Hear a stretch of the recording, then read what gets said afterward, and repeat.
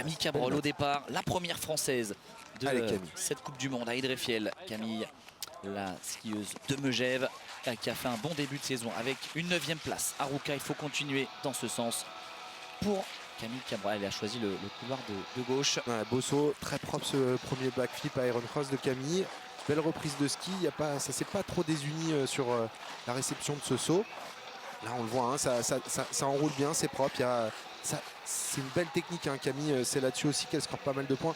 Le backflip, truck driver, sur le bas encore une fois, bonne reprise de ski, on va voir au niveau de la vitesse. Hein, c'est un tout petit peu lent pour Camille, mais bon, ça vient se glisser dans le panier avec un peu tout le monde. On n'a pas d'énormes différences pour l'instant à ce niveau-là. Au niveau de la technique, c'était très propre. Au niveau des sauts, ça va tourner autour des 12 points, un peu comme on a pu le voir juste avant avec Casey Hogg, qui fait un petit peu les mêmes figures aussi. Camille, on le sait, hein, sa grande force, elle ne vient pas foncièrement des sauts et des figures, elle vient de son ski et de sa technique, et c'est là-dessus qu'elle arrive à accrocher déjà une très belle place la semaine dernière du côté de Ruka. On espère avoir une belle note pour Camille et potentiellement espérer un accès en super finale. Ça fait longtemps qu'on ne l'a pas vu. Ouais, mais ce serait une première, tout simplement. Ce serait une première pour Camille Cabrol d'intégrer la super finale, c'est-à-dire le top 6 mondial sur une étape de Coupe du Monde. Allez, 72-06, ça prend la tête pour Camille Cabrol. Regardez la réaction, hein. La Française, elle est heureuse. Ça va pas la mettre loin du top 6, hein, parce que c'est généralement un score qui permet de rentrer en finale. Ouais, ça pourrait le faire, ce serait historique pour la skieuse de Megève. Mais elle est là. Perrine avec son dossard jaune, déjà de leader de la Coupe du Monde. La Française qui vise une 2e victoire cette saison ici à Idrefjell. Ah, ça commence très bien, Perrine. Attention, la reprise de ski, elle est très bien rentrée dans ce couloir central là, de ce mur d'Idrefjell. Elle est concentrée jusqu'au bout maintenant. Le run est pour l'instant bien en place pour Perrine. Ouais, elle a retrouvé son dossard jaune. Au niveau de la technique, on voit que c'est très propre, hein. C'est très glacé, il y a beaucoup de dérapage et c'est un petit peu moins enroulé. Ici, le backflip Japan, la classique de Perrine, elle a mis un très bon run pour l'instant. On va voir la note de vitesse. C'est très correct et c'est très bon. C'est pas la meilleure note, mais on sait que c'est jamais la plus rapide. Très beau run, pas de faute au niveau de la technique. Au niveau des sauts, elle a sorti les 2 gros sauts directement là, on va dire sans retenue, pour aller tout de suite essayer de prendre les devants et mettre la pression sur l'Australienne pour cette super finale. Ça devrait passer sans problème, ça c'est sûr pour la Française. Maintenant, à voir, est-ce qu'elle termine devant dès ses qualifications? Si on devait remettre un petit truc en cause, on le voit sur le premier saut, alors pas sur ce ralenti mais sur celui d'avant. On a vu une réception un tout petit peu de côté, il manquait un tout petit peu de rotation, du coup une reprise de ski un petit peu compliquée, mais avec l'expérience et la technique de Perrine, elle a pu renchaîner tout de suite sans aucun problème. Aucune faute jusqu'en bas, un run, parfaite qualification. Et elle prend la deuxième place, 80.20. C'est un dixième de point en dessous de Jacara Anthony. Le duel est encore une fois lancé entre l'Australienne et notre championne olympique 2018. Ça fait rêver. La super finale sera au rendez-vous pour Perrine Lafont. Malheureusement, Camille Cabrol, 7e, ça se joue à rien. Et le skieur de Châtel est au départ de ce mur de boss d'Idrefjell avec Albert Bédouet, le coach de l'équipe de France. C'est parti pour Ben Cavet, 4e Haruka. Il vise bien sûr un podium aujourd'hui, mais avant ça, le top 6 pour aller en super finale. C'est ça, hein. Belle réception là sur le ski, pas d'erreur pour l'instant, ça va bien, ça déroule pour Ben, hein. Pareil, un run pour l'instant avec un premier saut sans grosse prise de risque à l'image de Ikuma Orishima juste avant. Le 1080 sur le bas, il faut le mettre. Belle reprise de ski. Au niveau de la vitesse, bonne note. Ouais, ça va scorer gros. Ça devrait pas être loin des 80 points pour le Français. Très bon run. Grosse note de technique, une des meilleures notes de vitesse. Maintenant, on va voir au niveau des sauts ce qui va sortir au niveau des juges. Ici, le back full, encore une fois, ce backflip.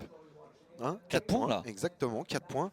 Sans grosse prise de risque sur ce premier saut. C'est à l'image d'un Ikuma Orishima, Ben expérience. Il sait ce que ça demande de rentrer en finale. Qu'est-ce qu'il faut produire comme ski. Ici, pareil, belle réception. Non, très bon run de la part du Français. Ça devrait scorer autour des 80 points et bien le placer en tout cas pour un top 6 et une super finale. 26 podiums en Coupe du Monde pour ce garçon, s'il vous plaît. Il faut le remettre à sa place, Ben Cavet, cette saison. 84-58 pour Ben Cavet. Exceptionnel score avec plus de 50 points sur la technique de ski. Perrine Lafont est au départ. Objectif, 2e victoire. 100% de réussite, on l'espère pour Perrine. Bien se mettre en place sur ce saut. Ouais, c'est bien dans l'axe là, tout de suite. Bonne reprise. Ouais, toute petite erreur, mais c'est rien. Perrine, elle est vraiment très forte au niveau de la technique pour pouvoir reprendre et corriger ses erreurs tout de suite. Là, elle se met en action. Il y a beaucoup plus de vitesse là dans son ski. C'est très propre pour l'instant. Pas d'erreur là. Bien enchaîné sur ce dernier saut avec le backflip Japan ici. Belle amplitude, grosse réception, ça n'a pas bougé. Énorme de Perrine Lafont encore une fois, Raphaël. 16,89. La vitesse, ça va pas tout faire. On a vu l'américaine juste avant, la meilleure note de vitesse est terminée deuxième derrière Maya Schwingamer. C'est très correct. Au niveau des sauts, c'est devant la canadienne. Au niveau de la technique, c'est ce qui se fait quasiment de mieux. Là, on le voit peut-être en reprise de ski, une toute petite erreur ici. Mais rien de grave. Perrine, elle l'a bien corrigé. Ça pourrait être mieux au niveau du ski, mais c'est un run très très propre. Pour moi, elle va sans aucun doute prendre les commandes. Maintenant, on va voir par rapport à Jacquard Anthony le run qui va suivre. Elle met la pression sur l'Australienne. Les 4 points, ils sont là. Les skis, les bâtons, tout replaque en même temps. C'est parfait, c'est très solide. Et c'est très régulier hein. Pour une deuxième course de reprise. On a vu la Française pas se désunir malgré quelques petites erreurs et justement même corriger ça assez rapidement. Allez, la note qui va tomber 80-89 pour Perrine Lafont. Superbe note pour la super finale. On ne peut pas encore lui assurer la victoire avec cette note parce qu'il reste sa grande rivale sur la piste. Jacquard Anthony, la championne olympique en titre, elle qui a remporté les 3 globes de cristal l'an dernier, qui a fait une véritable razzia sur la Coupe du Monde à l'occasion de remporter sa première de la saison. C'est parti pour Jacquard Anthony. Premier saut bien exécuté. C'est une piste qui lui correspond peut-être un tout petit peu plus à l'Australienne, un peu moins engagée, beaucoup plus fluide. Et elle, c'est pas une skieuse très engagée, on va dire. C'est plus de la fluidité. Là, ici, c'est très très propre. Il n'y a aucune faute pour l'instant. Allez, ça va se jouer sur le temps et sur ce dernier saut. Le bas, elle n'a pas mis le grab, non. Pas de mute sur le bas. Il y aura des points en moins à ce niveau-là. Par contre, au niveau du ski, c'est quasiment un point de différence au niveau de la vitesse. Au niveau du ski, il n'y a aucune erreur. Ça va être en dessous au niveau des sauts.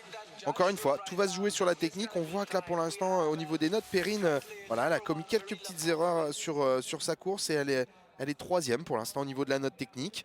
Elle est en tête au général de cette course pour le moment avant la note dans Jacquard Anthony grâce à ses sauts et grâce à sa vitesse. Elle a la meilleure note de saut.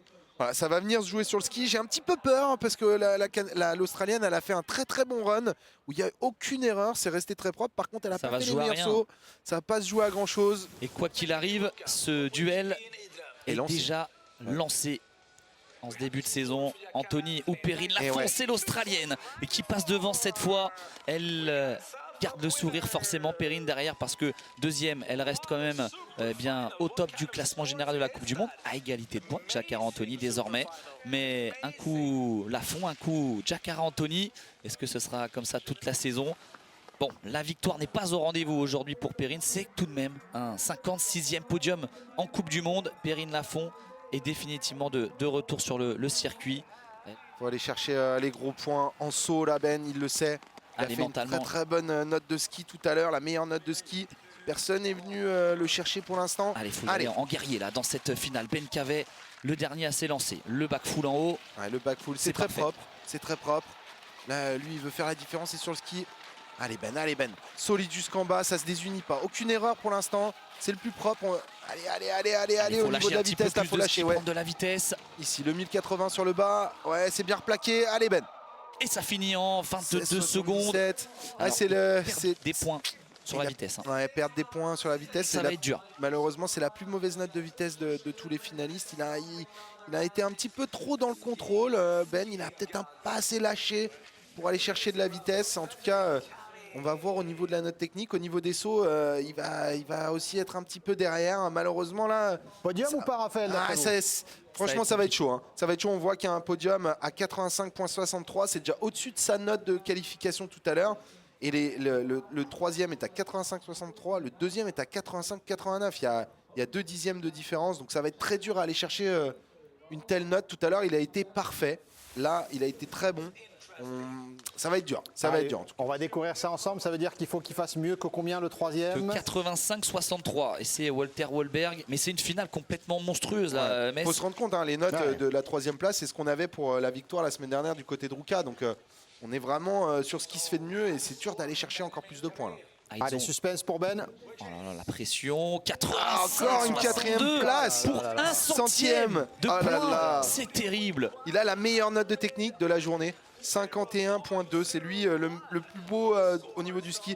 Malheureusement, ce manque de vitesse, ce petit manque de vitesse lui a fait perdre ce centième de point pour pouvoir accrocher le podium. C'est vraiment dommage, mais il est encore 4e, il est là, Ben. C'est ce qu'il faut retenir.